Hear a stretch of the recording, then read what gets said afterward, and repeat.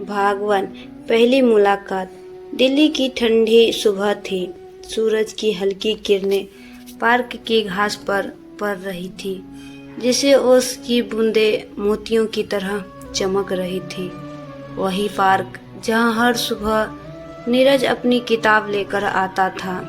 नीरज एक 25 साल का सीधा साधा लड़का, जिसने जिंदगी में सिर्फ किताबों और सपनों से दोस्ती की थी।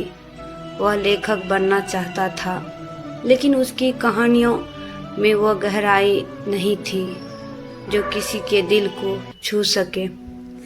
नीरज बेंच पर बैठा अपनी डायरी में कुछ लिखने की कोशिश कर रहा था। तभी उसने महसूस किया कि कोई पास आकर बैठा है।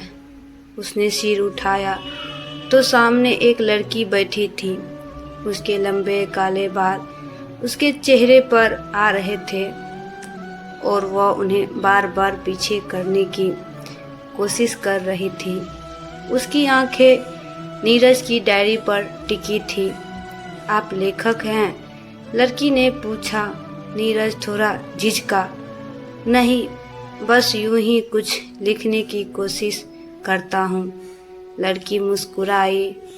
तो आप लिखते क्या हैं? कहानियाँ, नीरज ने धीरे से कहा।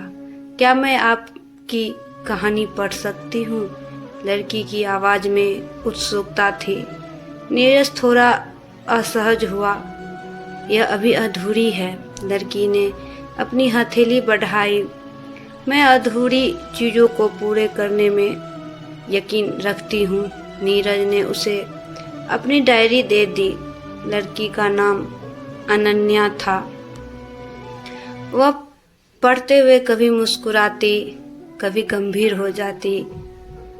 नीरज उसकी हर प्रतिक्रिया देख रहा था, मानो उसकी कहानी को पहली बार जिंदगी मिल रही हो। कुछ देर बाद अनन्या ने डायरी बंद कर दी। आपकी कहानी में गहराई है, लेकिन एक कमी है। कौन सी कमी? नीरज ने पूछा। इमोशन की।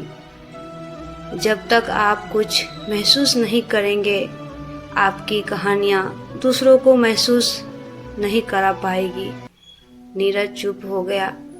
अनन्या ने उसकी डायरी लौटाई और बोली, अगर आप सच में अच्छा लिखना चाहते हैं तो पहले जीना सीखें। उसके बाद अनन्या चली गई, लेकिन नीरज के दिल और दिमाग में उसकी बात गूंजती रही। वह सोचने लगा कि शायद वही वो पल था जब उसकी ज़िंदगी और कहानियाँ दोनों बदलने वाली थी।